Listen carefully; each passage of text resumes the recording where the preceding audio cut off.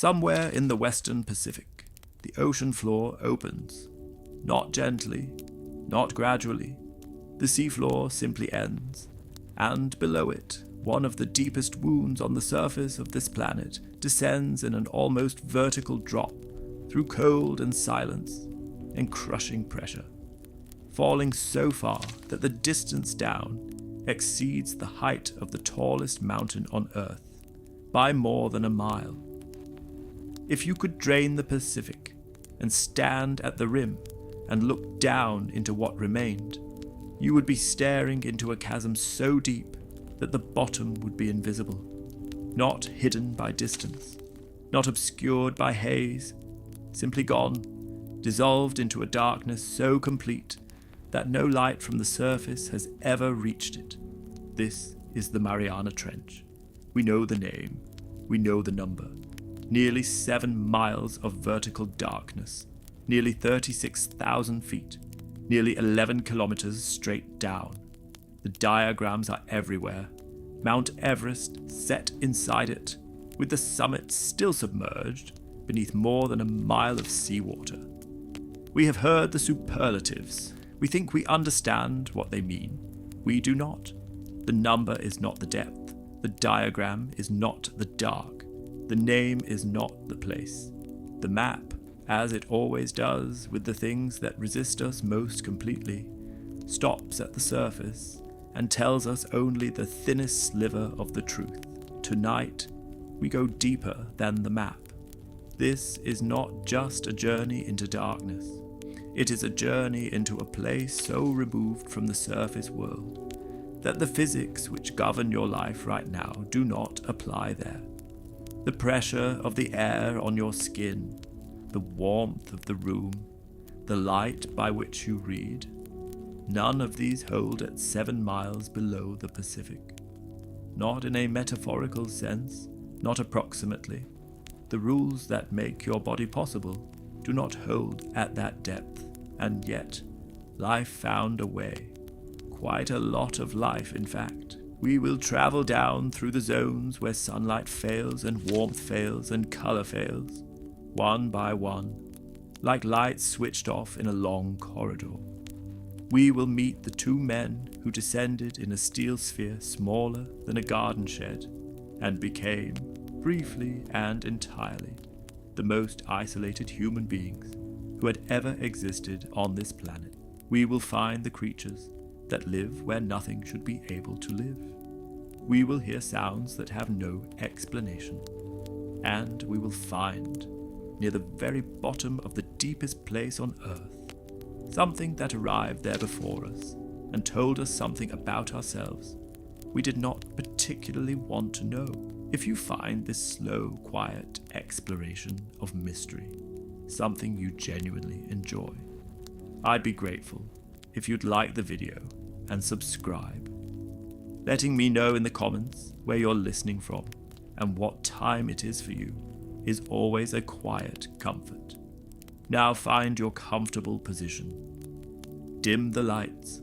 Take a slow breath. We are leaving the map behind. There is a version of the Mariana Trench that exists in our collective imagination, and it is almost entirely wrong.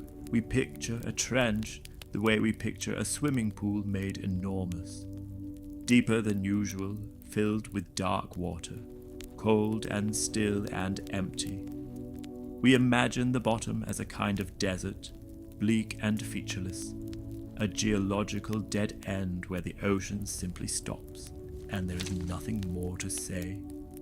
We know it is deep because we have been told it is deep, but knowing something is deep does not give us any feel for what that depth actually means. The trench is not a swimming pool. It is not a canyon. It is not a hole. The Mariana Trench is a geological structure nearly 1,500 miles long, shaped like a crescent, curving through the western Pacific to the east of the Mariana Islands. At its widest, it spans about 43 miles across. These numbers sound almost manageable until you add the 3rd dimension. And then something changes. The Challenger Deep, which is the deepest surveyed point within the trench, sits at a depth of roughly 36,000 feet.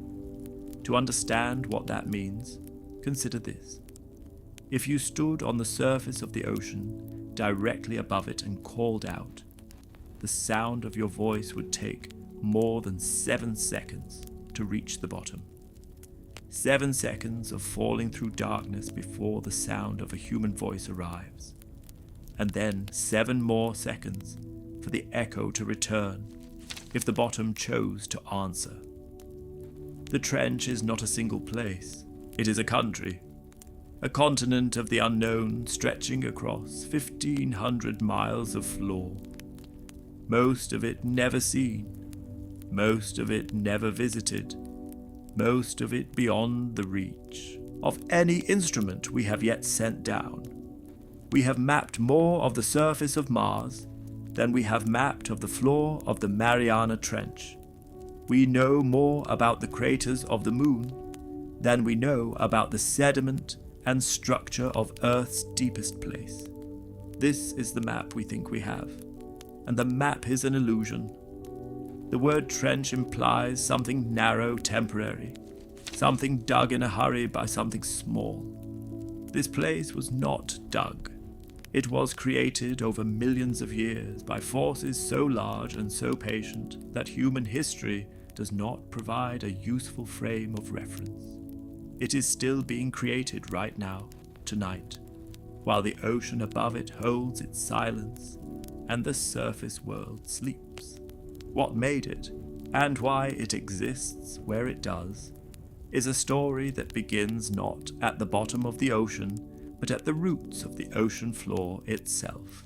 The Earth's surface is not fixed. This is one of those facts that we accept intellectually, while never quite believing it in our bodies. The ground beneath your feet feels permanent, solid, ancient in its stillness. And yet the rock beneath you is moving. It has always been moving. It is moving now while you lie still, at about the same speed that your fingernails grow. A few centimeters a year, a pace so slow it is invisible within a human lifetime, and yet so relentless that over geological time it reshapes continents and drowns mountain ranges and tears open the floors of oceans. The Pacific Ocean sits atop a tectonic plate. So does the small region of seafloor to its west, which sits atop the Mariana Plate. And for tens of millions of years, these two plates have been moving toward each other, not colliding like two cars in traffic, because one of them does not stay solid. When oceanic plates meet, the older and denser one is forced downward. It bends, it subducts, it dives beneath the other plate, and is swallowed back into the mantle of the earth from which it once came. This is what the Pacific Plate is doing, right now, at the western edge of the Pacific. It is being forced under the Mariana Plate. And where one plate dives beneath the other, the ocean floor above it is dragged down into a deep crease, a geological scar, a trench. The Pacific Plate has been diving under the Mariana Plate for approximately 180 million years. 180 million years of subduction at the pace of a fingernail, slow and cold and relentless, has carved a chasm so deep that the weight of the rock above it keeps the bottom compressed under pressures that no surface world material can endure unchanged. This is not a wound that is healing. The trench is deepening. The process that created it is still running. The Pacific Plate is still diving. The Mariana Plate is still pressing down. The scar is still opening, imperceptibly slowly, in the dark 7 miles below the Pacific. Some of the rock at the bottom of the trench is among the oldest oceanic crust on Earth. It has been subducting and forming and subducting again, across geological cycles we cannot usefully imagine. The material of the trench floor has made this journey before. It will make it again in another 100 million years or so, carried down into the mantle and returned over geological time to the ocean floor. The trench is not a destination. It is a process, a slow and vast and ongoing act of planetary digestion, happening in total darkness, 7 miles below the part of the world we think we understand. And the pressure that process has generated is the second barrier, after the dark, that stands between us and the bottom. Pressure is something the surface world treats as background. We live at the bottom of an ocean of air, and the weight of that air pressing down on every square inch of our bodies is about 15 pounds per square inch. We do not feel it because we were built inside it. Our bones and tissue and blood pressure have all calibrated themselves to this number over millions of years of evolution. We carry the surface with us. Every 10 meters you descend into the ocean, another atmosphere of pressure is added. Another 15 pounds per square inch. At 20 meters, you feel it in your ears. At 40 meters, a recreational diver is already approaching the safe limit. At 60 meters, the pressure is 5 times what it is at the surface. Each additional increment of depth adds another layer of weight, compressing the air spaces in the body and narrowing the margin between function and catastrophe. The bottom of the Challenger Deep. The pressure is approximately 1,099 times the pressure at the surface, 1,100 atmospheres, more than 8 tons pressing down on every square inch of whatever exists at that depth. To bring that number into the body, consider this. The hull of a modern submarine is built to withstand pressures of roughly 40 to 60 atmospheres before it begins to deform. The pressure at the bottom of the Mariana Trench exceeds that by a factor of about 20. The hull of a military attack submarine, steel and precision engineered and built for the deep, would be crushed to a fraction of its volume before it reached the bottom. This is not a hostile environment. The word hostile implies opposition, the sense that something is trying to stop you. The pressure at the bottom of the Mariana Trench is simply indifferent. It does not know you are there. It does not push back. It simply exists at every point simultaneously, pressing in from every direction with the same absolute patience it has brought to the rock and sediment at the bottom of the trench for 180 million years. Steel deforms, ceramic shatters, wood is compressed, closed cell foam, the kind used to protect equipment, shrinks to a fraction of its original size. Everything that carries an airspace is eliminated. Everything rigid enough to resist is reshaped. To send an instrument to the floor of the Challenger Deep, engineers must design for a pressure that no surface world material encounters in ordinary use. The syntactic foam used on deep ocean vehicles, made of hollow glass microspheres embedded in a resin matrix, is tested to pressures that would destroy conventional buoyancy material. Even with such engineering, instruments sometimes return from hadal depths deformed, their cases slightly flattened, their seals tested in ways that leave microscopic marks. The deep ocean is not merely a difficult environment. It is an environment that tests every material assumption we bring to it. And yet, the bottom of the Mariana Trench is not empty. Something lives down there. Several things, in fact. Life so thoroughly adapted to those 1,100 atmospheres of pressure that the pressure is not a threat. It is simply the world. the shape of all possible things. The water at that depth is actually slightly denser than the water above it, compressed a few percent by the weight of the column above. And in that compressed and cold and crushing darkness, something has made a home. But before we find it, we have to travel through the dark. The descent into the Mariana Trench begins, as every ocean descent begins, in light. At the surface, the Pacific is blue. Not the cold, abstract blue of a diagram, but a living blue saturated with reflected sky, and moving with the texture of wind and current. Warm enough in these latitudes to feel like welcome. Schools of tuna cut through it. Flying fish break the surface and glide. Seabirds dip and rise. The surface ocean is crowded and warm and full of the noise of life. Below 200 meters, the sunlight begins to fail. Not all at once. It fades the way a room fades when someone turns down a dimmer switch very slowly. So slowly you are not sure at any given moment whether the light has changed.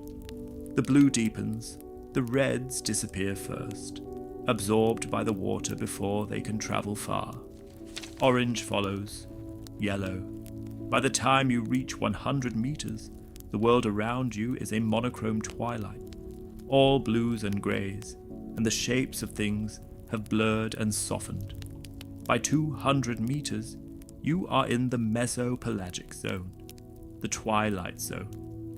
The last traces of surface light arrive so faint and so attenuated that a human eye in that zone would perceive it as the dimmest possible grey, almost indistinguishable from total darkness. Creatures in this zone have evolved enormous eyes to capture every available photon. Some have developed light organs of their own, bioluminescent cells that they fire in pulses to communicate or hunt or confuse. By 1,000 meters, the last light is gone entirely. What follows is a darkness of a specific and irreducible quality.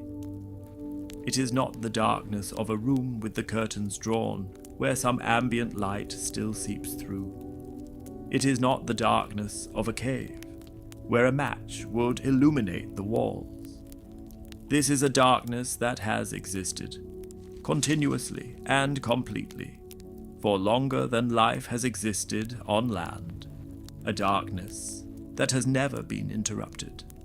A darkness so absolute that light itself, at this depth, is an act of aggression. Below 1,000 meters is the bathypelagic zone, the midnight zone. Below 4,000 meters is the abyssal pelagic zone. Below 6,000 meters is the hadal zone. It takes its name from Hades, the Greek underworld. The scientists who named it were searching for a word that meant below everything, beyond the reach of the living world above.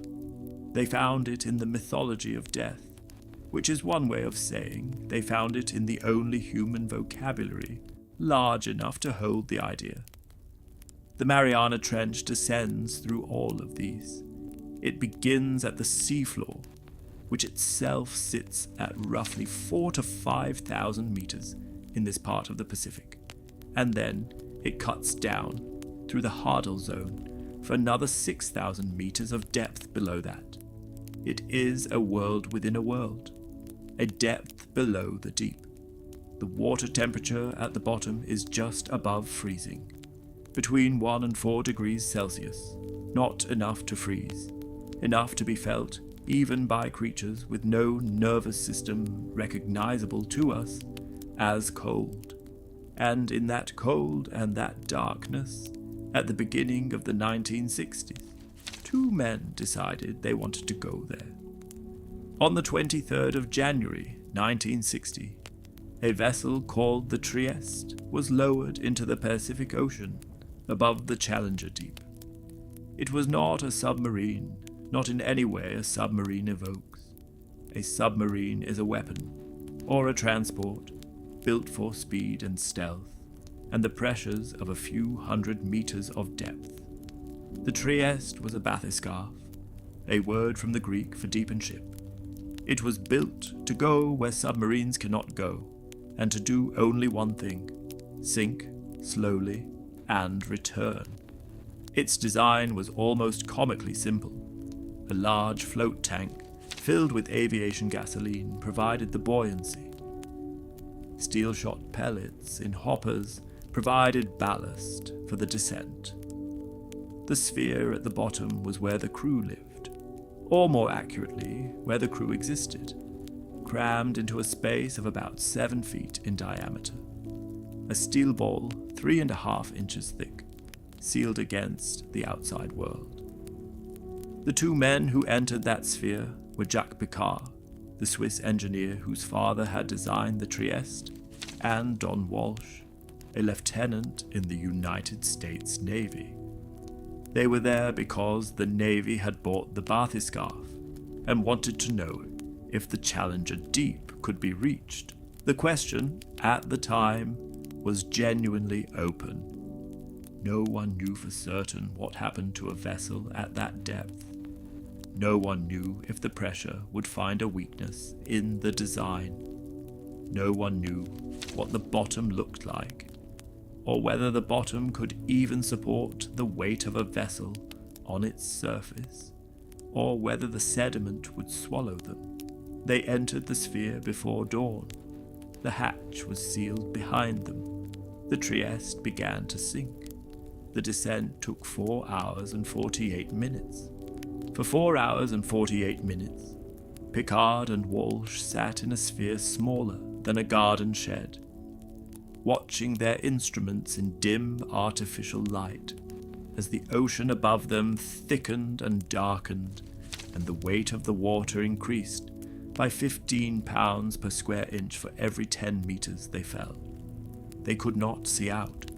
The viewports were tiny, conical, designed to resist pressure rather than admit light, and there was nothing to see in any case. The bathyscaphe had a light attached to its exterior, but outside the bubble of that light was a darkness that had not been interrupted since the ocean formed. They passed 1,000 meters, 2,000, 3,000. The temperature inside the sphere fell. The instruments hummed and ticked. The only sounds were mechanical, pumps and pressure equalization, and the occasional creak of metal finding its tolerance for depth. 4,000 meters, 5,000, 6,000. At some point in the upper half of the descent, they passed through a layer of warm water, above a layer of cold water, a thermocline, and the change in density caused the Trieste to accelerate briefly before stabilizing. The gasoline in the float tank contracted as the temperature dropped. The shot hoppers were releasing ballast incrementally to control the rate of fall.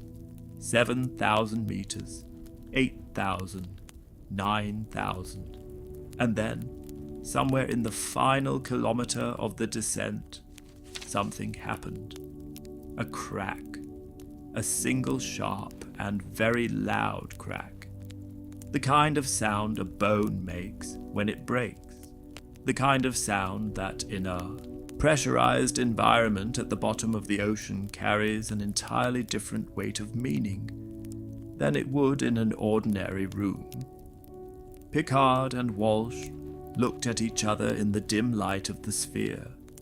They checked their instruments. They scanned the interior of the hull for any sign of water, any glint of moisture where there should be none, any shift in pressure readings that would tell them the sphere had been compromised.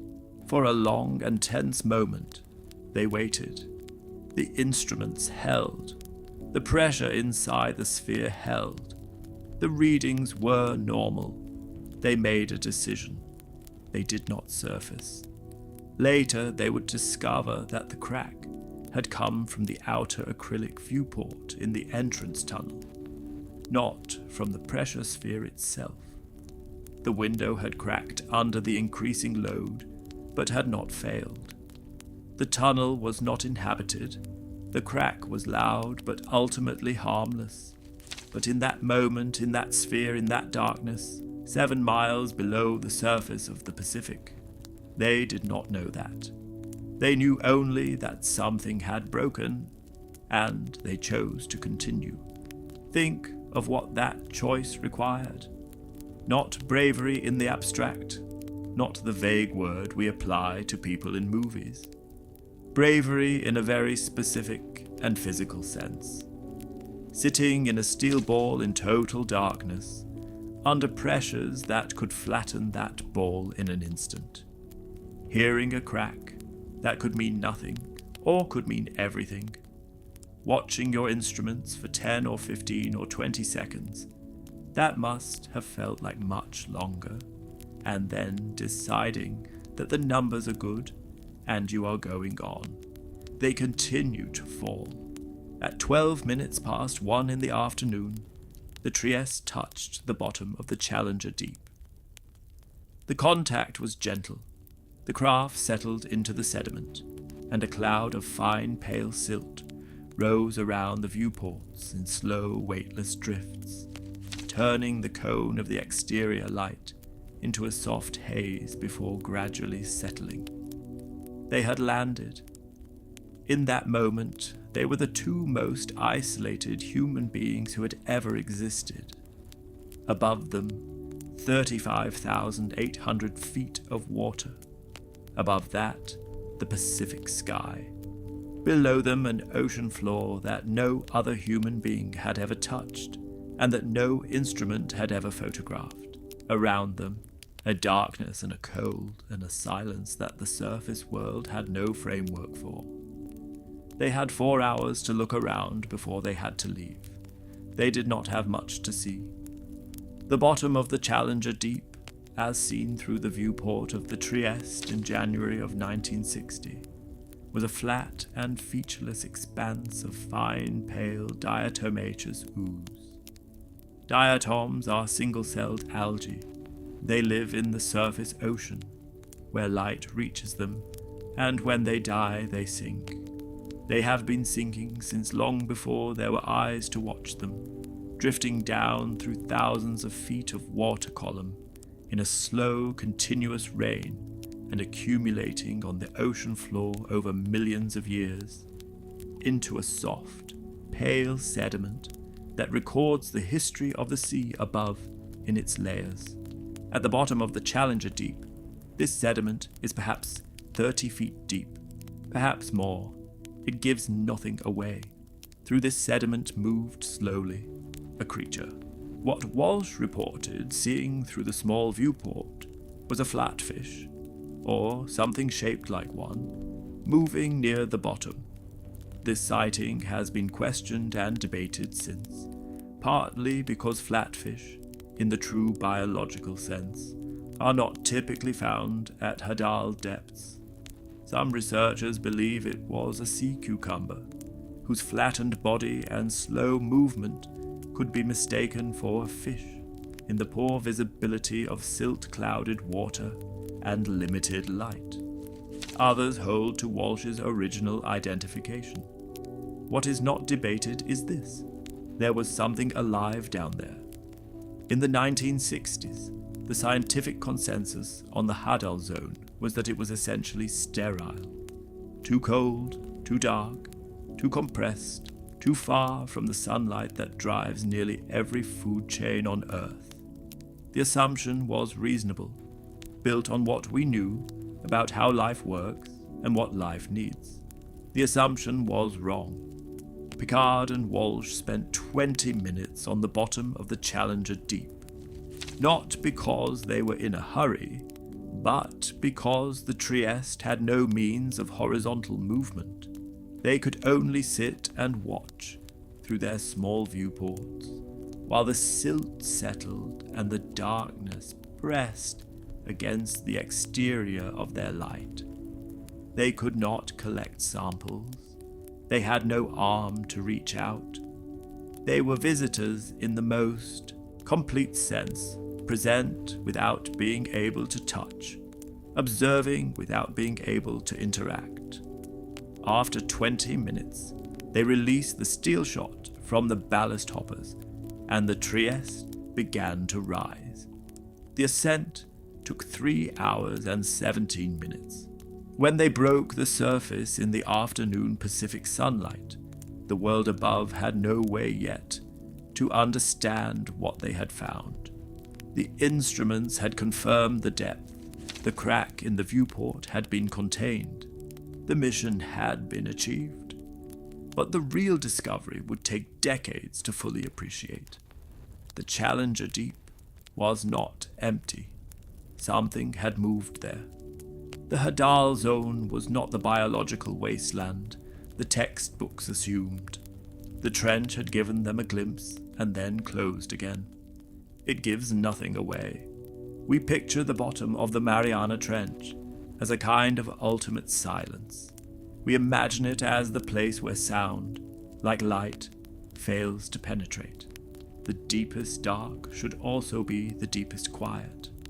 The place where all the noise of the surface world, the shipping traffic, and the sonar pings, and the low-frequency groan of ocean currents, finally runs out of water to carry it and simply stops. This assumption, like the map, is wrong. The Mariana Trench is one of the noisier places in the ocean. Sound travels through water much better than it travels through air, and water at depth is a particularly efficient medium for carrying low-frequency sound across very large distances. The trench acts as a kind of acoustic funnel, channeling and concentrating sounds from across the Pacific into its narrow geometry. The walls of the trench reflect and amplify. The pressure-induced density gradient at depth creates a layer, known as the deep sound channel, that traps certain frequencies and carries them with almost no loss of energy across thousands of miles. In 2016, researchers from the National Oceanic and Atmospheric Administration deployed a titanium-cased hydrophone at the bottom of the Challenger Deep for 23 days. What they recorded was not silence. It was a soundscape of extraordinary density. They heard the low rumble of earthquakes, some originating thousands of miles away. They heard the sound of a Category 4 typhoon crossing the surface of the Pacific, directly above.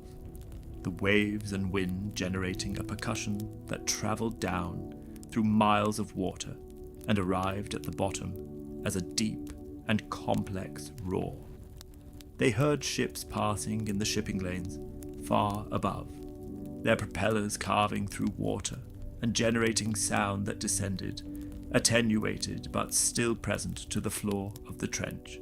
And they heard whales, baleen whales, the great whales, produce some of the lowest frequency sounds made by any animal on Earth.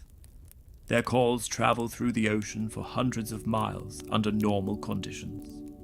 In the acoustic geometry of the Mariana Trench, those calls arrived at the hydrophone with remarkable clarity. The long, low pulses of humpback song, the deep, resonant booms of fin whales and blue whales, all of them passing through the trench on their routes across the Pacific. The deepest place on Earth is crossed continuously by the songs of the largest animals on Earth. And those sounds were not the strangest things the hydrophone heard.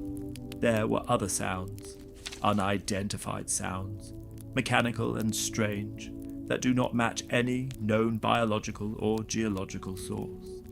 Sounds that had the quality of something manufactured, of something engineered, and yet the trench gives no explanation for them, and the researchers who analyze the recordings have no consensus on their origin. The trench holds its sounds the way it holds its secrets, closely, and without offering anything that makes the puzzle easier. The hadal zone was not supposed to be inhabited. This was the scientific consensus through much of the 20th century, and it was not an unreasonable position. The hadal zone the region below 6,000 meters, receives no sunlight. It is removed from the photosynthetic foundation of almost every food chain on Earth. Its temperatures hover just above freezing. Its pressures exceed 1,100 atmospheres at the deepest points. The chemical environment is extreme in ways that damage proteins, denature enzymes, and disrupt the cell membranes that all known life depends upon. And yet, in the decades since the Trieste's first descent, and with increasing intensity as remotely operated vehicles and hadal landers have become capable of reaching these depths, the hadal zone has revealed itself to be alive. Not sparsely alive, not alive in the marginal, barely surviving sense. Alive in the way that any ecosystem is alive, with predators and scavengers and filter feeders and decomposers, with creatures so thoroughly adapted to their environment that the pressures and temperatures and darkness are not challenges. They are simply the conditions of existence. The snailfish is the apex predator of the hadal zone. This is a sentence that takes a moment to settle. The snailfish is the most successful predator at the greatest depths on Earth. It has the approximate physical presence of a small, pale, translucent eel, no more than 12 inches long. It has no scales. Its body is so soft, it seems almost unfinished. A species called Pseudoliparis swire was filmed at 8,136 meters in the Mariana Trench, the deepest fish ever recorded. It swam through the hydrophone frame of the camera with the easy, unhurried movement of something that has no predators in its environment, because it does not. The snailfish succeeds at these depths through chemistry. Its tissues are saturated with a compound called trimethylamine oxide, or TMAO, which counteracts the protein denaturing effects of extreme pressure. Every 10 meters of depth requires a proportional increase in TMAO concentration. The snailfish in the hadal zone carry TMAO concentrations so high that their flesh would taste sharply of ammonia to a surface animal. To them, it is simply how a body feels. Below the snailfish, the amphipods.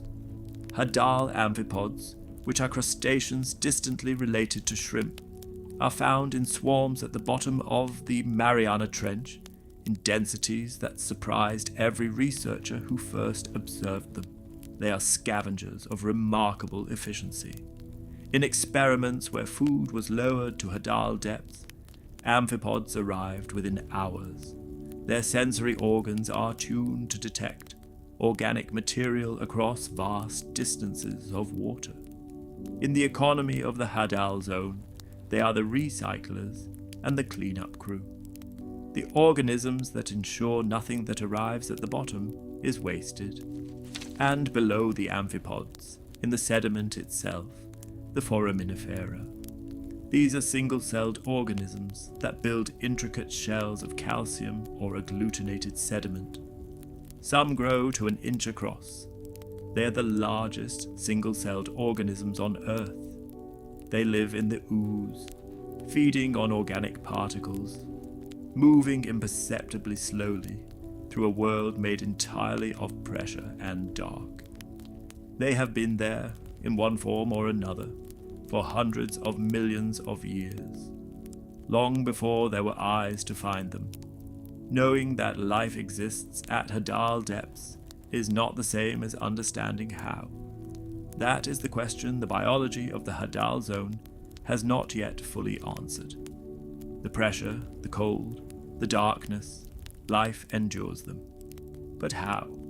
How does a cell membrane, which is built of a layer of lipid molecules that are sensitive to temperature and pressure, maintain its integrity at 1,100 atmospheres of compression?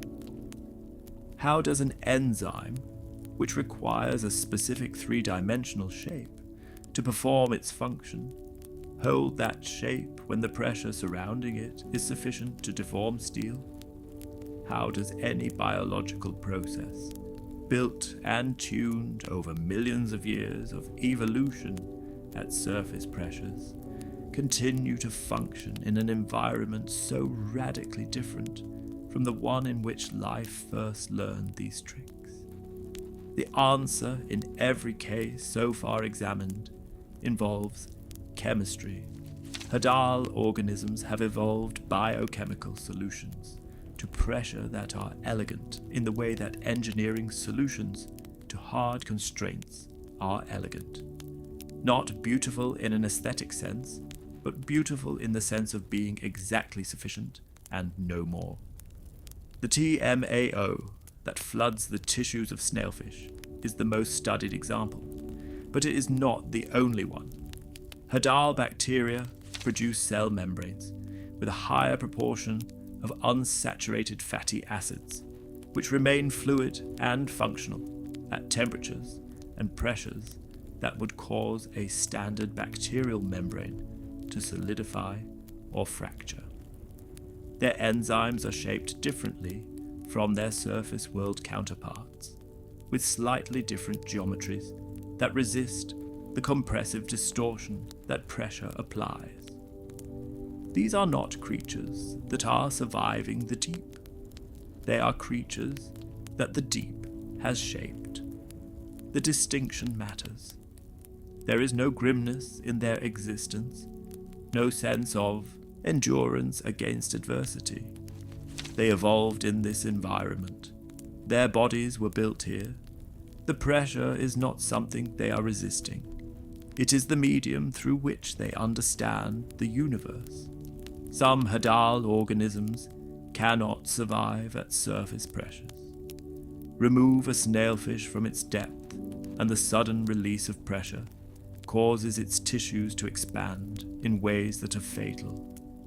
Its body is tuned to 1100 atmospheres. One atmosphere is as lethal to it as 1100 would be to us. It is not a creature of the deep in the sense of having descended. It is a creature of the deep in the sense of never having left.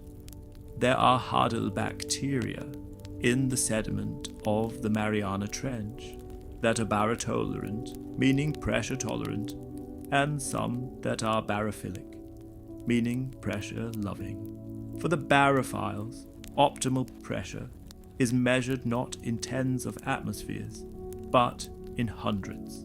They function best in conditions that would crush every surface world organism. They are not surviving there. They prefer it there.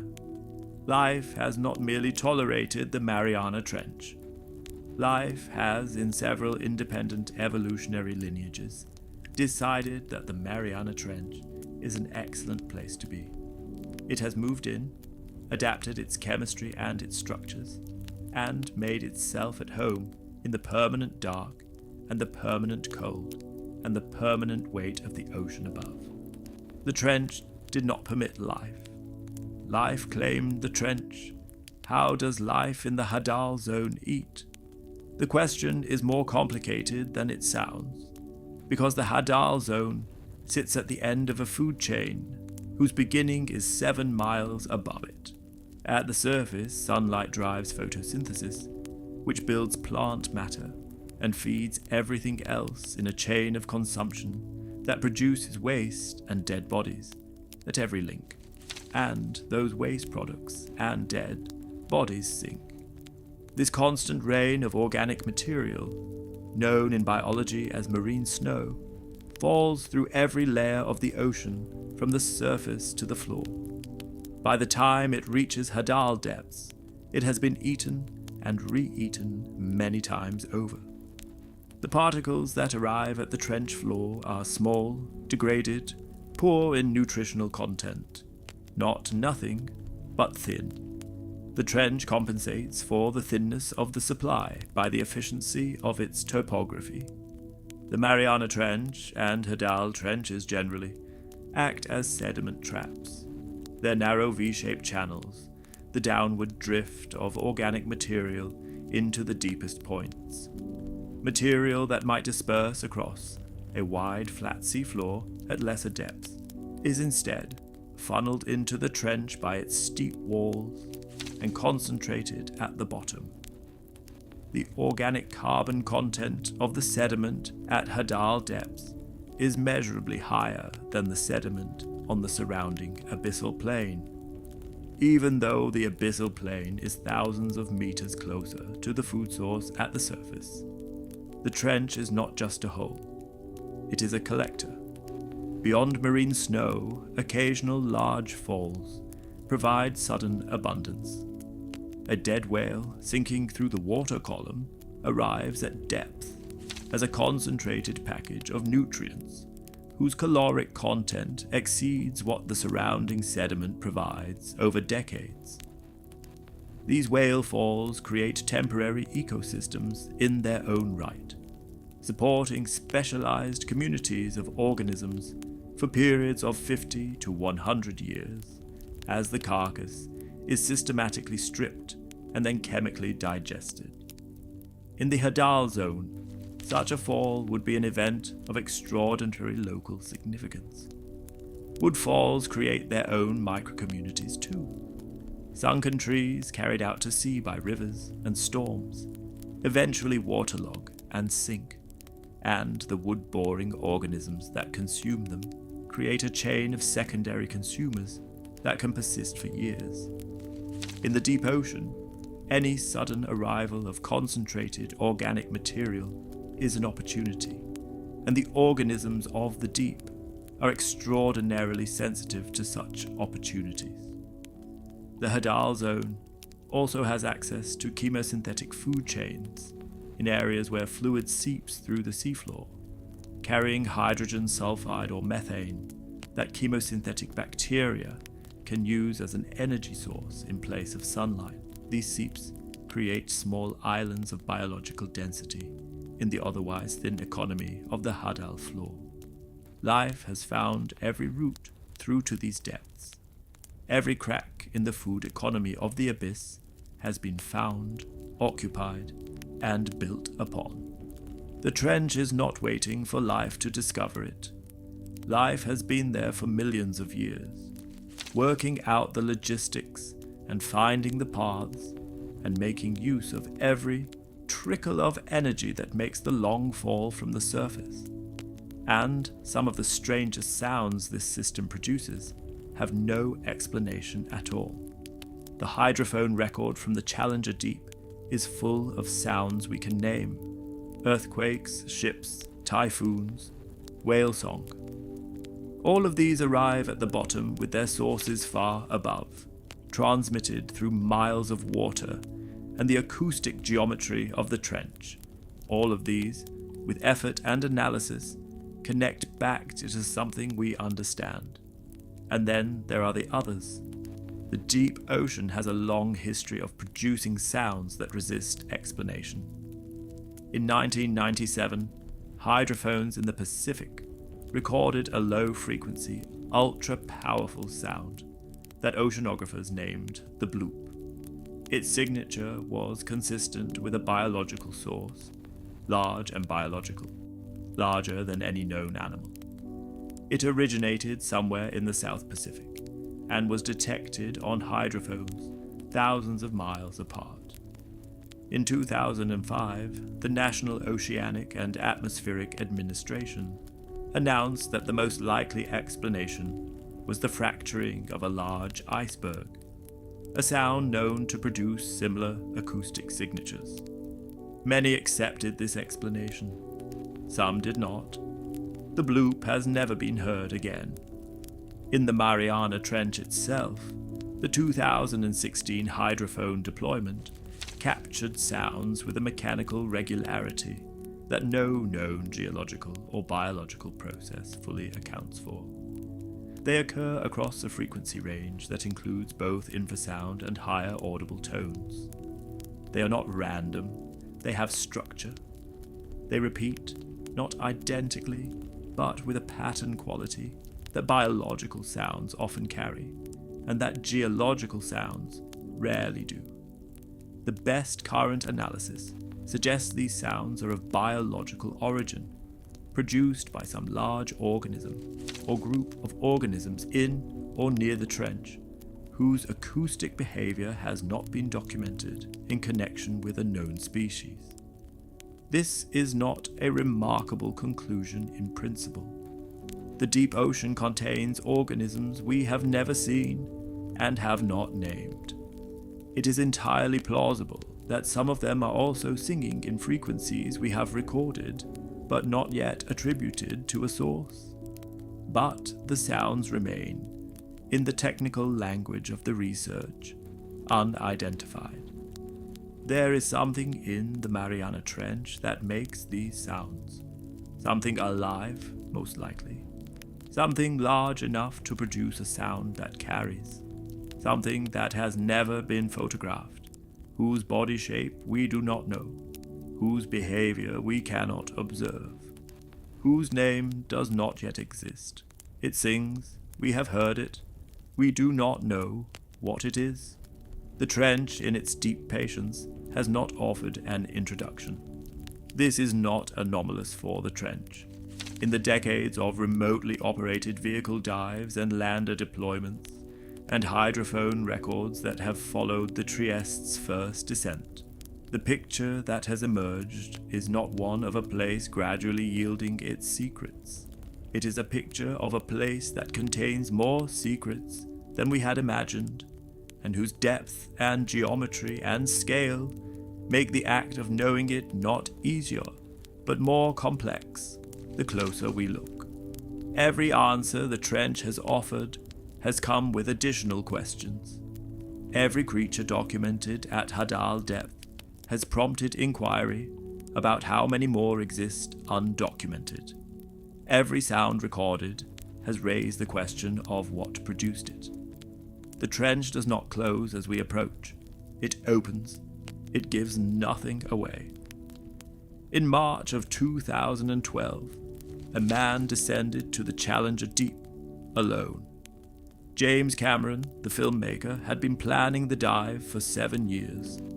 He descended in a vessel called the Deep Sea Challenger, a vertical torpedo-shaped submersible he had helped design, 11 meters long, built to carry a single occupant in a sphere 79 centimeters in diameter, slightly less than the length of a morn lying down. He entered the sphere before dawn. The hatch was sealed. The vessel was lowered over the side of the support ship in the darkness above the Challenger Deep. The descent took 2 hours and 36 minutes, faster than the Trieste by design. The Deep Sea Challenger had been engineered to minimize time in transit and maximize time on the bottom, where the work was. It dropped at roughly 500 meters per minute, a rate of descent so rapid that the only way to control it was through careful ballast management and the engineering of the syntactic foam that made up most of the vehicle's body. At 10,908 meters, the Deep-Sea Challenger touched the sediment. Cameron spent 3 hours on the bottom of the Challenger Deep. 52 years after Picard and Walsh had made their 20-minute visit, the first return visit by a crewed vessel gave the bottom its longest inhabited moment. He used the vehicle's manipulator arm and collection system to gather samples. He moved across the bottom, slowly, documenting the sediment and whatever he could find on it with high-definition cameras. What he reported afterward was unexpected in its starkness. He described the bottom as a vast, featureless grey plain, empty, almost nothing moving. The sediment disturbed by the vehicle's thrusters would drift and settle without revealing anything beneath it. He saw no fish. He saw amphipods, briefly. He saw what he described as a sea cucumber, moving away from the lights of the vehicle. But mostly, he saw nothing. This was not what he had expected.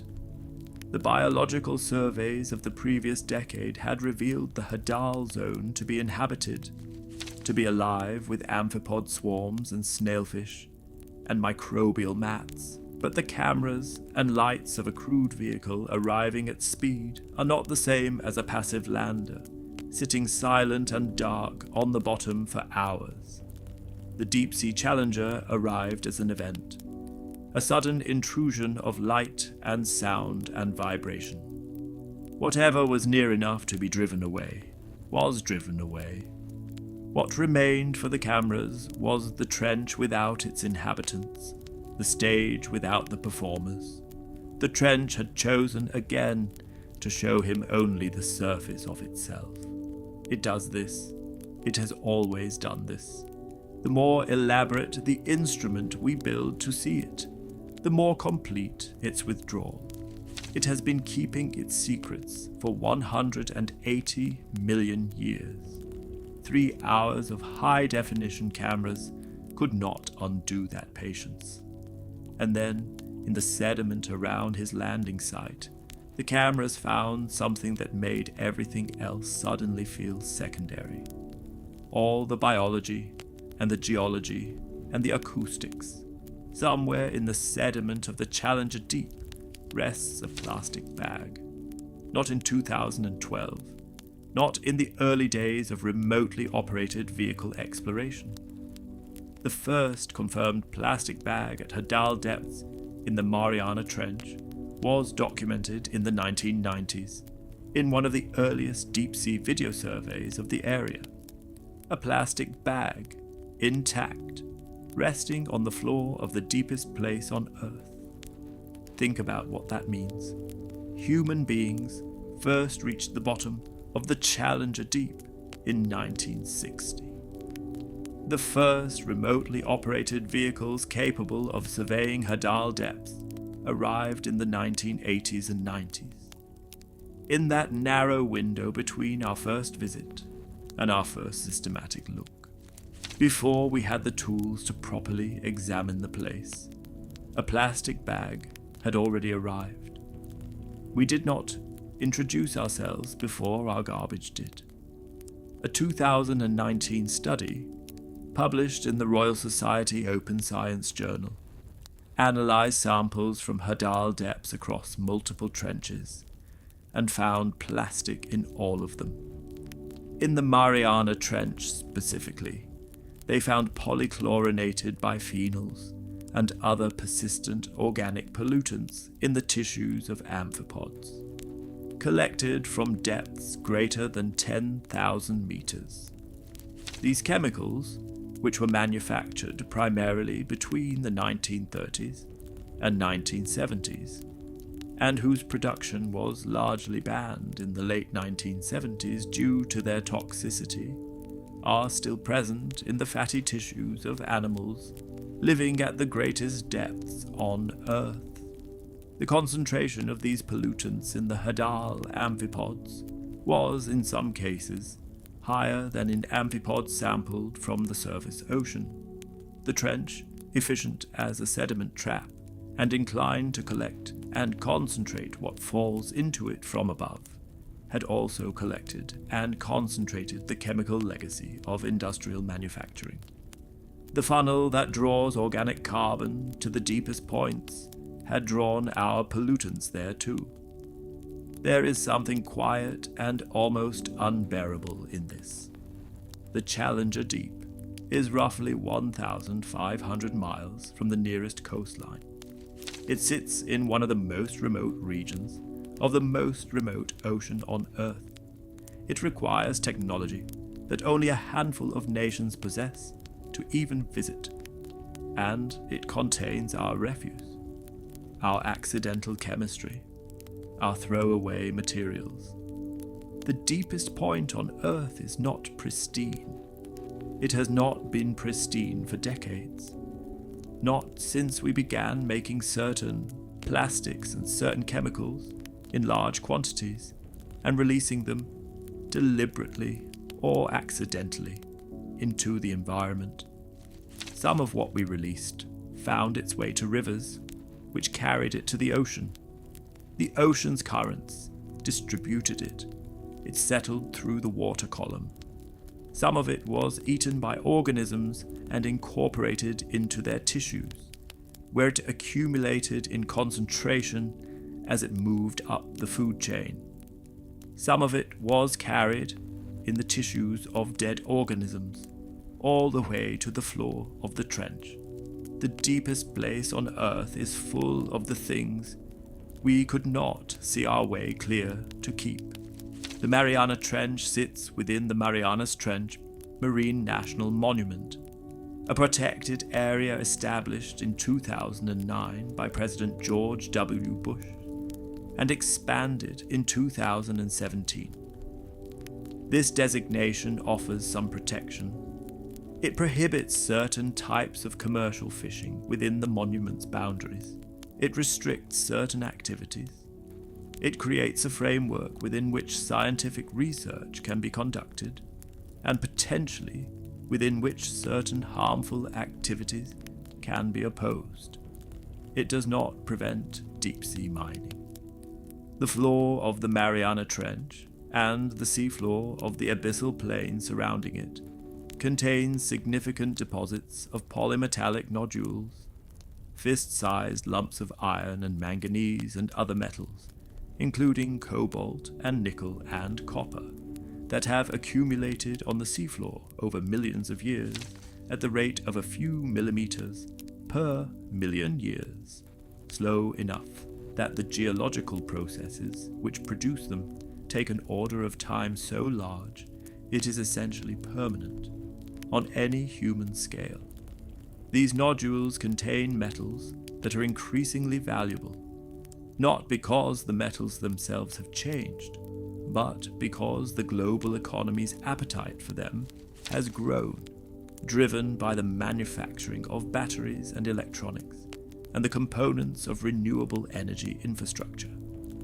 Lithium and cobalt and nickel are the materials of the energy transition, and the seafloor has them in quantities that are, by some estimates, larger than all known terrestrial reserves. The technology to extract them at scale does not yet exist in fully operational form, but it is being developed. Several companies hold exploration licenses for deep-sea mining in international waters, issued through the International Seabed Authority, which governs resource extraction in areas beyond national jurisdiction. The Mariana Trench itself falls within United States territorial or monument jurisdiction, which provides some additional protection. The areas surrounding it do not. What deep-sea mining does to the biological communities of the seafloor is not uncertain. It is known. Experimental disturbances of deep-sea sediment conducted in the 1970s and 80s for research purposes have been resurveyed in recent decades. After more than 30 years, the sediment communities in the disturbed areas had not recovered. The organisms that live in and on the abyssal sediment, slow growing and slow reproducing, do not recover on human timescales. A single mining pass across the seafloor eliminates communities that took thousands of years to develop, and that may not return in any timescale that matters to any living person. In the hadal zone, the timescales are even longer. The organisms of the Challenger Deep grow slowly. They reproduce slowly. They occupy niches that took millions of years of evolution to fill. We have not yet begun to understand most of them. We are considering mining the ocean floor before we have finished learning who lives there. The trench keeps its secrets, but some of what it keeps may not survive our impatience to have it. Only 3 crewed vessels have ever reached the floor of the Mariana Trench, 3 times in all of human history. The Trieste in 1960, the Deep-Sea Challenger in 2012, the DSV Limiting Factor, operated by Victor Vescovo's 5 Deeps expedition in 2019. which documented the deepest point ever precisely measured at 10,928 meters. A number that is itself provisional, dependent on the precision of the instruments, subject to revision as measurement technology improves. 3 visits, each lasting a few hours, each seeing only what the lights and cameras of the vessel could reach in a small circle around its landing point, in a trench 1,500 miles long. There are places within the Mariana Trench that no instrument has ever reached, not because reaching them is technically impossible in principle, but because we have not yet built the instruments capable of reaching them, or have not yet sent the instruments we have to those locations. The Serena Deep, the second deepest point in the trench, has received less visitation than the Challenger Deep. The walls of the trench, the steep slopes where rock is exposed, and where geological processes might be directly visible, have been barely explored. The sediment at the very bottom has been sampled at only a handful of points in a structure covering thousands of square miles. We have, in total, seen perhaps a fraction of a percent of the floor of the Mariana Trench. The creatures catalogued so far are almost certainly not all the creatures that are there. The sounds recorded are almost certainly not all the sounds being made. The chemical processes identified in the sediment are almost certainly not all the chemical processes occurring. Every survey of the hadal zone that has been conducted has returned with species new to science. Every lander deployment in a new area of the trench has photographed organisms not seen in previous deployments. There is no reason to believe that trend has ended simply because we have not looked further. The trench is not running out of secrets. We are running out of patience for not knowing. The Mariana Trench is not a place we are close to understanding. This is, in a strange way, one of the most comforting facts available to us. In an age when the surface of the planet has been photographed from orbit, and every mountain and river and ice shelf has been mapped and measured and named, the Mariana Trench remains fundamentally and irremediably unknown. It holds fossils we have not found. It holds species we have not named. It holds processes we have not described. It holds sounds we cannot attribute. It holds a chemistry of life that we are only beginning to understand. It has been shaped by forces operating across timescales that make all of human civilization, from the first stone tools to the satellite above your head right now, appear as a brief and minor event. The trench was here before us. In any geological sense, it will be here after us. It is still keeping its secrets, every one of them. Come back to the surface for a moment. Think of the Pacific tonight, the width of it, the sheer planetary scale of it, covering more than a third of the Earth's surface, and deeper on average than any other ocean. A body of water so large that all the continents of the world could be arranged within it, with room to spare. Think of the Western Pacific at this hour, the darkness of it, the stars reflected in the water, if there are no clouds, or the clouds moving across it if there are. Think of the shipping lanes crossing it in the dark, the cargo vessels and the tankers, none of their crews knowing what lies beneath them in the water they cross. And somewhere in that darkness, the ocean floor opens, a wound in the planet 1,500 miles long, curving like a crescent through the rock, 7 miles deep, created by forces that began moving before the dinosaurs existed, and that are still moving now. at the pace of a fingernail, patient as geology. Down in the dark, the snailfish patrol the silt. The amphipods move in swarms through the sediment. The foraminifera hold still in their intricate shells and process whatever arrives from above. Something large and unidentified makes sounds that travel through the acoustic geometry of the trench and arrive after all that distance. At the ears of instruments we build to listen. And somewhere in the sediment, a plastic bag rests on the oldest ocean floor on Earth. We need the Mariana Trench to exist just as it is. Not because of what we can take from it, not because of the minerals in its sediment or the chemical compounds in its organisms that might one day be useful to us. We need it to exist because it represents something that the surface world is running out of. Something that an age of satellite coverage and deep data and permanent connectivity has made increasingly rare and increasingly precious. We need it because it is unknown. In an age when every mountain has been climbed and mapped and photographed and posted, there is still a place on this planet that has been visited by crewed vessels 3 times.